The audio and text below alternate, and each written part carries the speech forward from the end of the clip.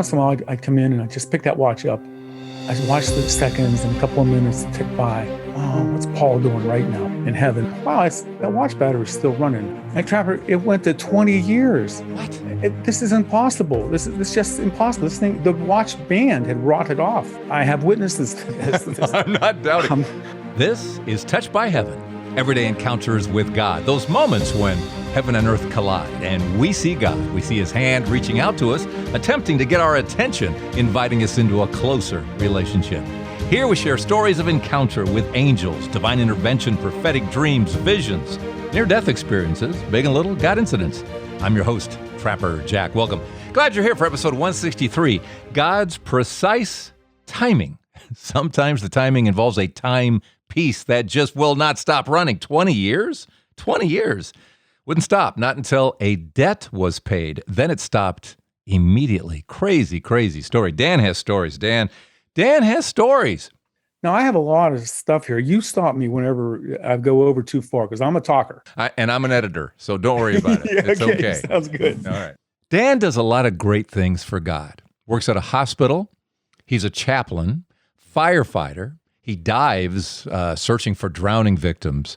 And he's experienced God in so many different ways. He's heard voices, experienced angels, dreams, this watch story that is so remarkable. And to tell us all these stories, Dan even went and got himself a new microphone for the occasion. Oh, it sounds good. What do you got? What was it called? Fifine? F-I-F-I-N-E? Fifine? Fifine, yes. Isn't that what he said to the giant when he climbed the beanstalk? Fifine, FIFO, yep. Yeah, what, do you do this professionally or something? Need a new microphone? Absolutely not. I talk on the phone professionally. I work at Children's Hospital Pittsburgh. I work in it's kind of like the semi-dispatch area. I grew up here. I'm living in the same house I grew up in, where we literally live right beside the river. If I go out my back door, there's the Ohio River right down over the hill. And there's a Methodist church two streets over, and that's where my mom took us to, me and my brother, to the Methodist church. Okay. And I kind of grew up in the Methodist church.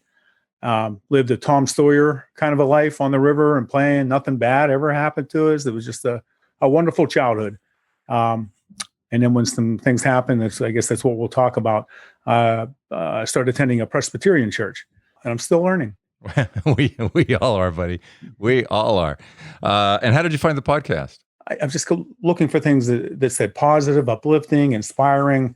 I don't listen to all those Ouija board type of podcasts. They just bother me. So, and yours came up. You came up as like one of the number one cool, inspiring ones to listen to. Yeah, that's what it's under the category. Inspiring and cool. That's us. Yeah. Yeah, very good. Well, I'm glad you stumbled upon. That's awesome. And then as far as, did you ever fall away? Always been a part of? I was a believer, but I never really took it to heart. I never knew who Jesus was. I knew who he was, but I never, how can I put it? He wasn't in the room. No, good. Thank you. He was, but I didn't know it. Yeah. So at what point does that change? There was an event that happened. I was married. My wife and we had a 4-year-old son, Paul. This was the very beginning of my transformation, if you want to call it that. And I think we do want to call it that. We were in the local mall, and it was around Christmas time. And she had gone into like a ladies' clothing store. And Paul and I sat outside. He was 4 years old. We got him some ice cream, and we sat at one of the fountains out there. And so I was just in there eating ice cream real quietly. And this gentleman walked up to us, and he just gently started sharing the Lord and started semi-preaching to us and asking me some questions. And to tell you the truth, it was a little uncomfortable for me, and I was slightly glad that when he was finished and walked away. And when my wife came out of the store, I didn't even mention it to her, and just kind of forgot the whole issue. Now, it was about 7 years later. I had not thought about this event for 7 years, and I was driving to work one day. And so I was driving down the road.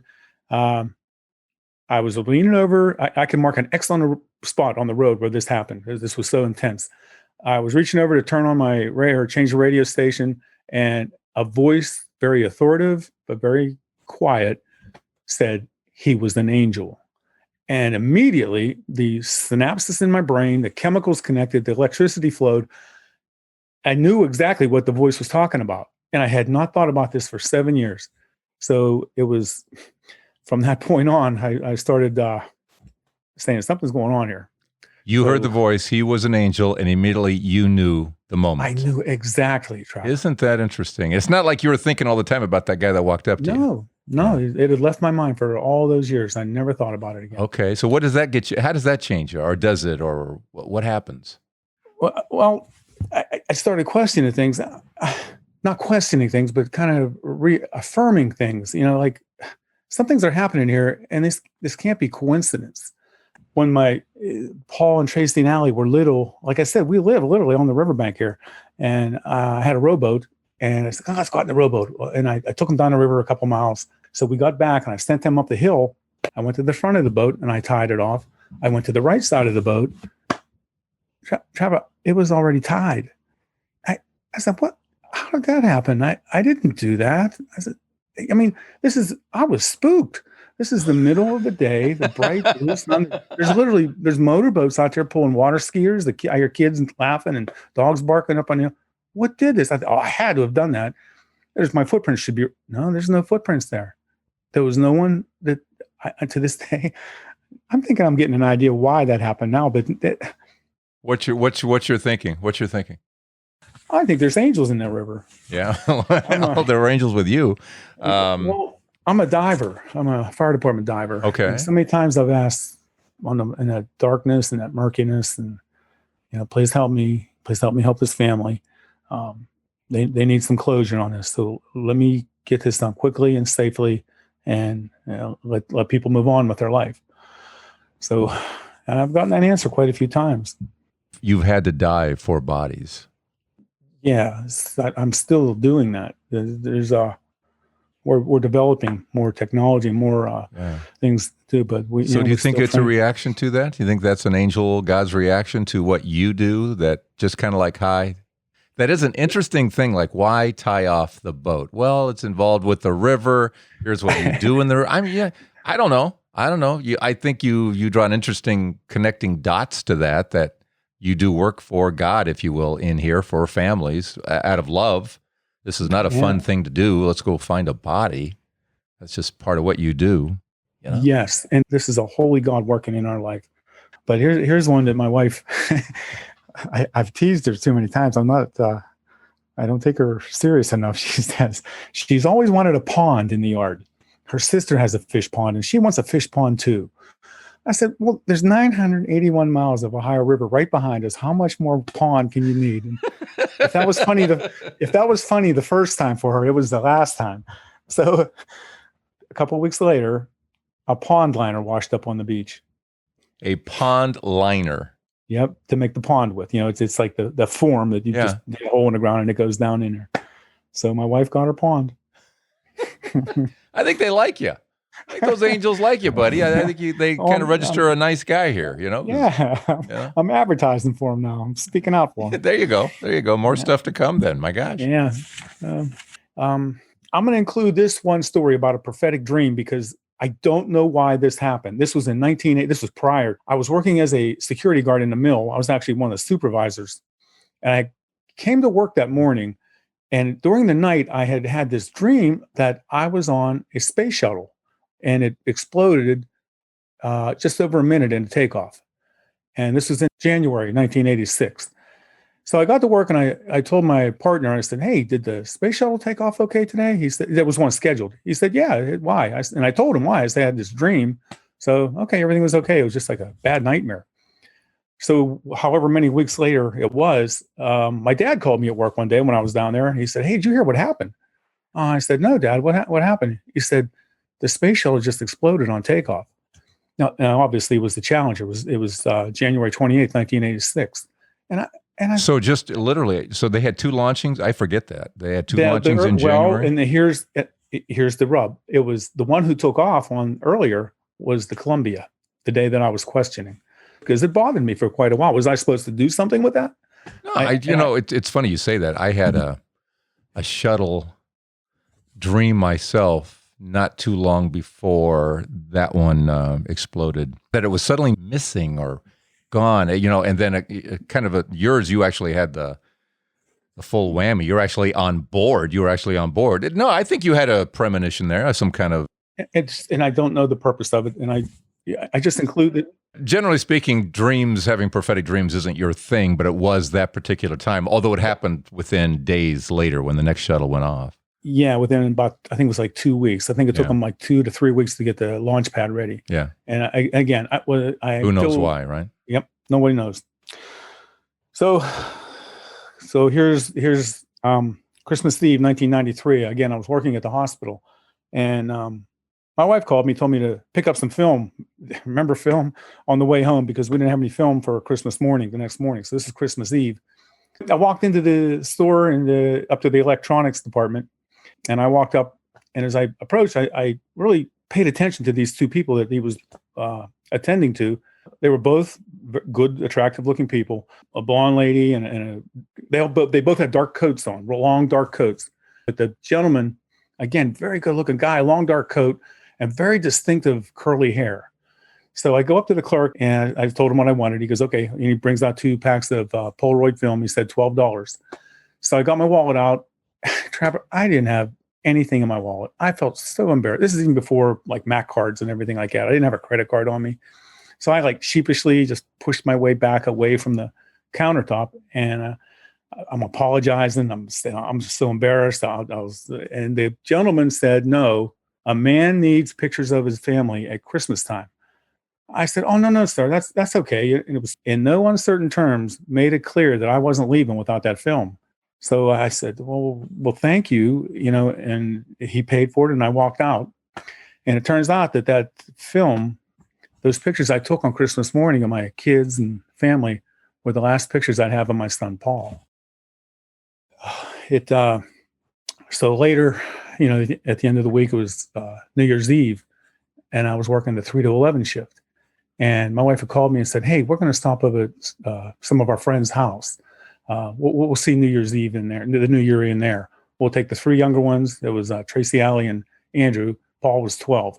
We're taking Paul over to the friend's house because his buddies are there, and the other 3 are going to go to a babysitter. So okay. So I got there about 11:30. We had fun for like an hour and a half, and it was time to go. Paul had been downstairs with his 2 buddies, and I took him home, and my wife went and got the other 3 from the babysitter. So we went home. Paul's kind of quiet on the way home. And so we all went to bed about, 1:30, 2 o'clock. So the next morning, New Year's Day, we kind of all slept in. I mean, late. And suddenly my wife woke up kind of like alarmed, and she ran to the kids' rooms, and she screamed for me to come in the boys' room. She couldn't wake Paul up. And I don't understand what was wrong. We didn't know. So my wife's a nurse, and I'm a firefighter EMT. So we like administered him as much as we could, and we just couldn't. He was completely unresponsive. We didn't know what happened to him. So we called 911, and I called my friends at the hospital saying, hey, my son's coming in. The ambulance took him to our fire station, where the helicopter flew him into Children's Hospital.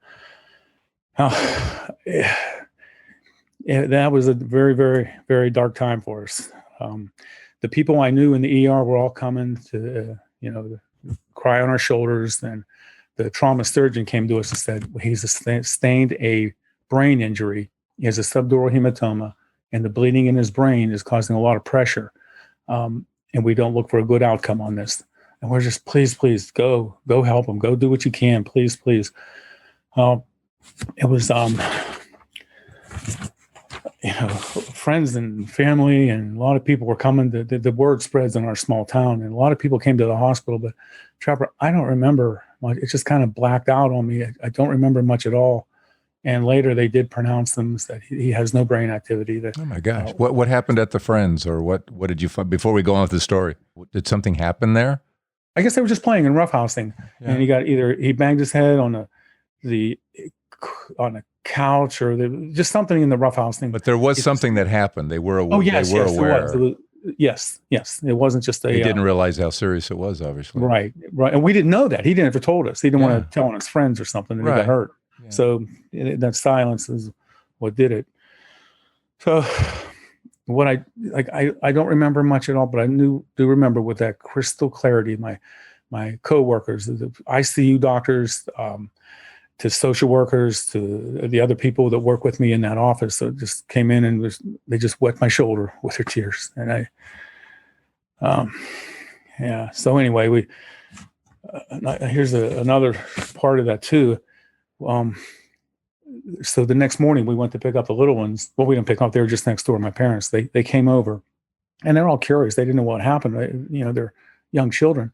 So we sat them down on the couch in front of us, and we explained to them that last night Paul went to heaven, and I'll always hear those three little child gasps. I hear a lot of things I don't want to hear again, but those three little gasps, they just couldn't fully understand what this was all about.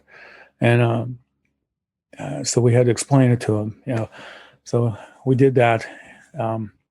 Now it's like 4 days later for the funeral. On that day, there were 17 inches of snow that morning. The funeral director, Mr. Copeland, wonderful man, came to me and said, Dan, I don't think we're going to be able to complete everything here. We just can't get to the cemetery. The roads are blocked. So we didn't even know if anybody was going to show up. Well, 100 people showed up. And when we went out to go to the cars, every salt truck and plow truck in Moon Township was there to plow the way to the cemetery. And we got there. And see, my friend, his name's Jimmy. He was the manager for the road department, and he's a brother firefighter too. So he made sure we got taken care of. Wow. Yeah. So, yeah, just the goodness of people comes through. This is, like I said, this is starting to cause that transformation. Now, I've been told that people or families that experience such a tragedy often don't survive as a family. And I thought, no, not my family. We'll be okay. But it did happen. It started breaking down, and I saw the end of it. And one day my wife left with the kids, and more desolation. This was about 5 years later, 6 years later, maybe. It adds so much stress, doesn't it? Yeah, it was a bad year. Yeah. But then I met a lady in the Sunday school class who really was building me up and really helping me. And she's been my wife now for almost 20 years. I know God hates divorce, but this one, I don't know what to do. I feel bad about that, but He's blessed me with my new wife, Joan, and she really, and I'll tell you here in a minute why. One of the reasons. So, and here's another part of the story. When Paul was in the casket, my mom had given him this digital watches were a fairly new thing back then, and he loved this digital watch she gave him for Christmas. So I wanted to keep that as a memory of him and think about that. So I brought it up in our bedroom. I put it in the jewelry box. And every once in a while, I'd come in and I'd just pick that watch up.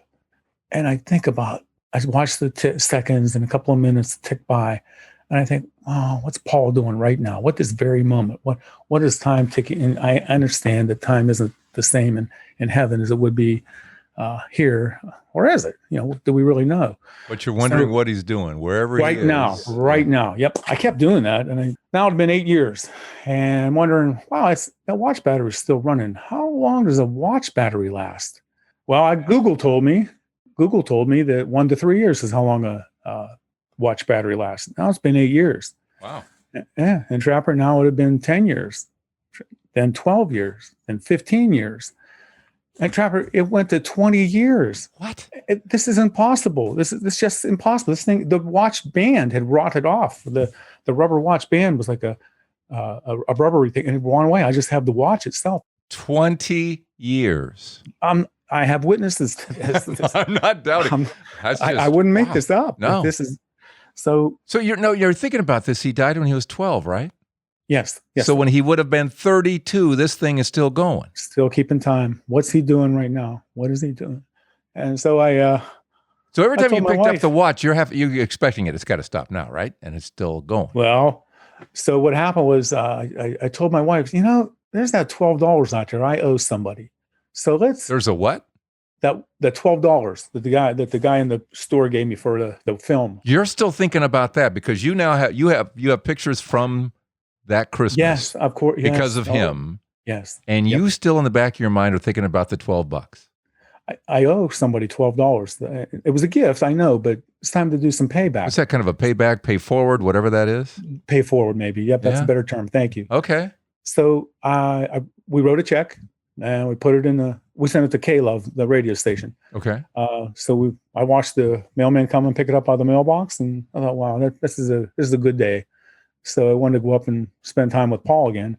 And I opened up the jewelry box and I picked up the watch, and Trapper, it had stopped. I went from hero to zero in those few seconds. I couldn't understand what happened, why right now, why at this moment when the check is literally just around the corner from us now, going down the road in the mail truck. So I became tearful and kind of broken down. And my wife, Joan, came to me and said, no, a debt was owed and a debt was paid. So, wow. That sounds kind of familiar, doesn't it? Yeah. Well, yeah, it does. As you have all these things bubbling still in your head.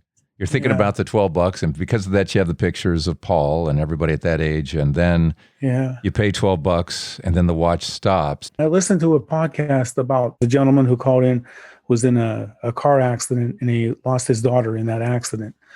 And all these things started happening after that, and I could identify with that man so closely.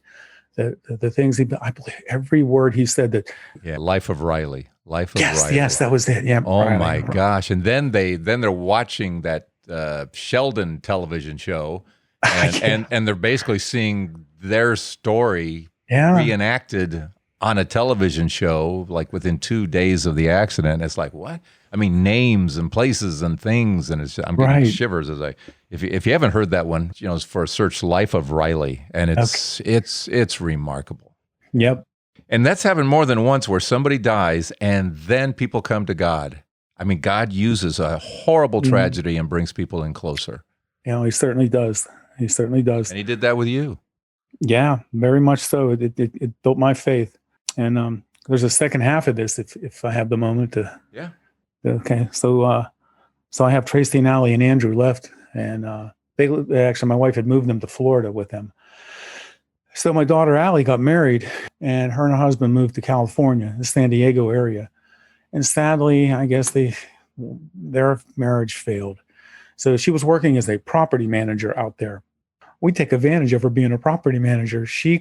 Her company would let her go and rent, in quotations, these other properties like condominiums and just wonderful places. We've read Stephen King books. One was The Shining. I think we may have watched the movie. It was reportedly Stephen King he got the inspiration from the book by staying in the Stanley Hotel in Estes Park, Colorado. So we drove there to Estes Park. Beautiful town, beautiful people there, and just friendliest people.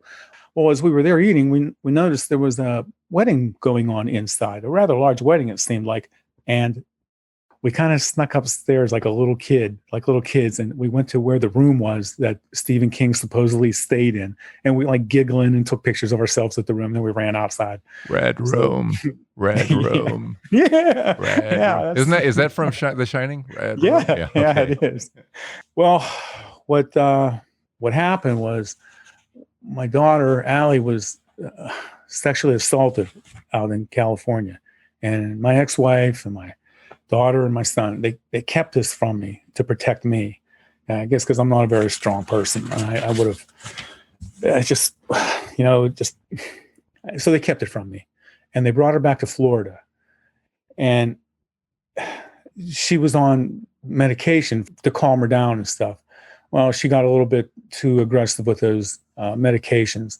And she actually, I think what the police said, she was sniffing some cocaine. But someone had put something in it, and she passed away from this overdose, I guess. And I got that call at 2:00 in the morning in 2018, around in November. I'm getting in a lot here. I'm so sorry. So another brain shut down, and that blackness in my life was just creeping over us again. No. So my everyday prayer is, Lord, I pray that Paul and Allie are in your loving arms tonight. I pray that every day. And this isn't about me. This isn't about my grief. This is about the one who cared for us. And by his blood and in his name, I talk to you about him. He takes care of me. Um, so what we did is I saved up money. This 2 years later, now this would have been last. I saved it up for a vacation, and I wanted my daughter Tracy to come and see some of the things her sister did out in Colorado. Now I'm bringing this around to Estes Park. I wanted her to go see Estes Park. I wanted her to go up and see this, just do the silly thing again, go up there and take a picture so I can kind of duplicate, recreate, I guess, a picture of her there and so that she can experience that too. And when we got there, this is just last year. This is during the COVID. When we got up there, it was still the yellow tape all around the doors and everything. You can't go in. I thought, oh, man. And we were, complaining and saying, man, we really wish we could have got in there. And our conversation merged with the gentleman next to us. He just walked with us, and he said, yeah, man, I want to get in there too. And I have a tradition I started with my daughter. We have a drink on this day to celebrate her wedding there. And my wife started saying, well, when was the wedding? He said, well, it was in September of 2017. And she goes, well, what day was it? Here, it was his daughter's wedding that we were there with Allie. Now, oh, wow. What are the chances that I mean, I'm saying this really doesn't have a life significance to it, except that why, like if we'd have caught a red light, if we'd have got a green light where we got a red light, this conversation wouldn't have happened. Yeah. But this was the same guy 2 years. And the thing was, it wasn't even the anniversary date. This was in June, and the wedding had been in September. For no other reason than just to bring Allie into it, huh? Thank you. Wow. Thank you. Yes. Have you ever heard of Elizabeth Barrett Browning? Yeah. 1800s poet. The one I picked up on was earth's crammed with heaven, and every common bush afire with God, but only he who sees takes off his shoes. And I guess the explicit meaning there goes back to when Moses stood before God. He said, this is holy ground. Take off your shoes, take off your sandals.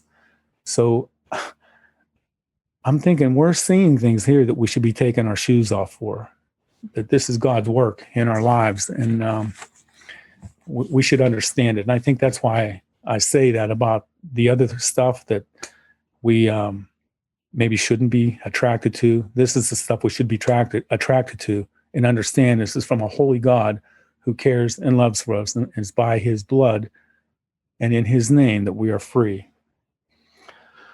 I believe that was all of that. And you're right, shoes off. That's I am guilty of being too cavalier at times. At these times, I get so excited I don't maybe show enough reverence. But in my own way, my exhilaration is also my reverence, because I am just so dazzled by God. It's what brought me back.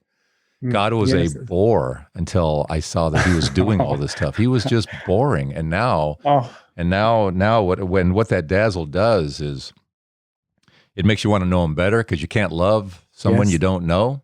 And that takes you into the Bible. That takes you, into Scripture, and then you get to know him even more.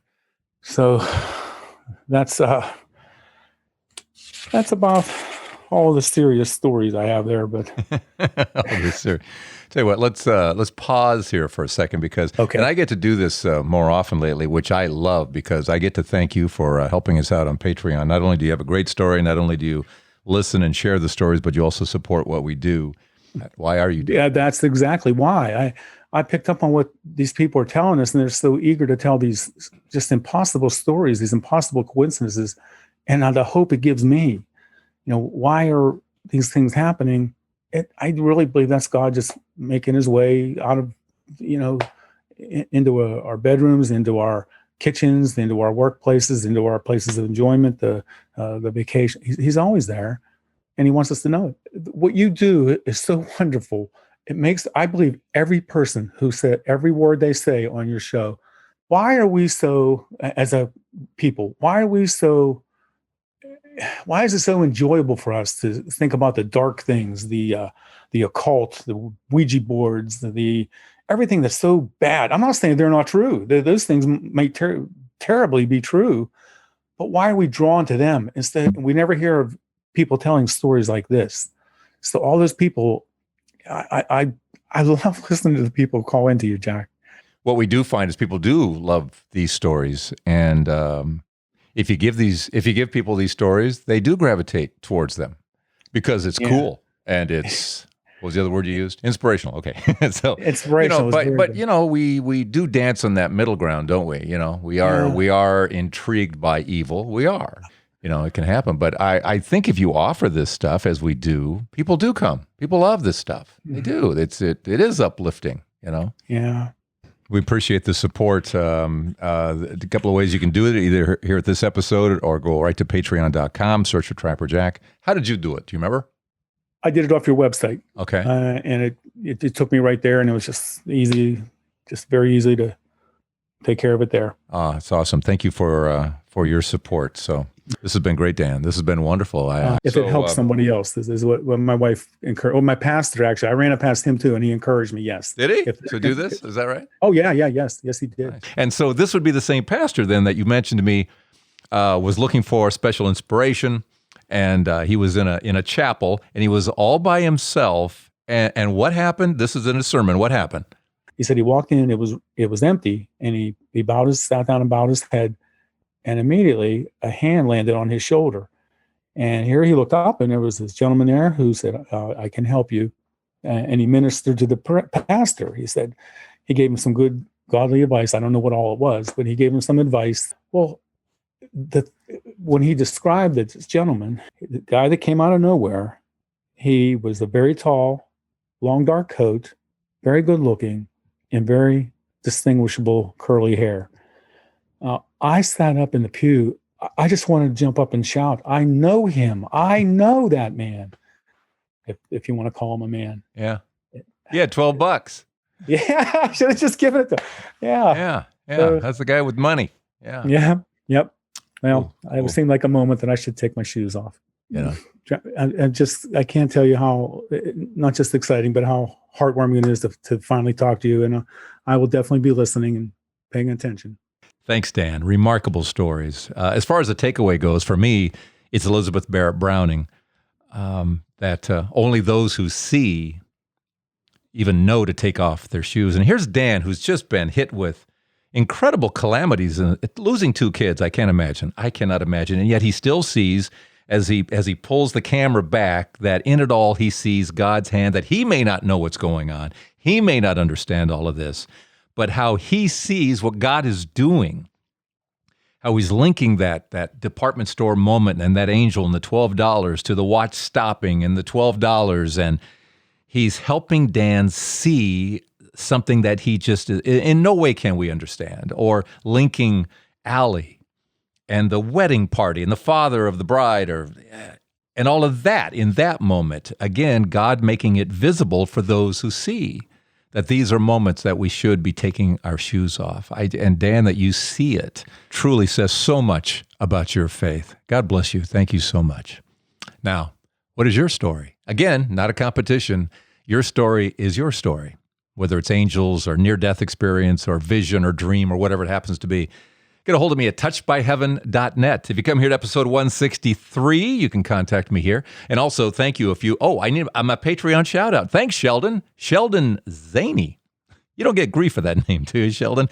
Not from me. I just want to thank you for helping us out on Patreon. Go to patreon.com and search for Trapper Jack, or right here at episode 163. Just click your way through. While you're here, just click on Stay Informed, too. We'll send you our weekly newsletter. Thank you so much. What do you say we do this again next week?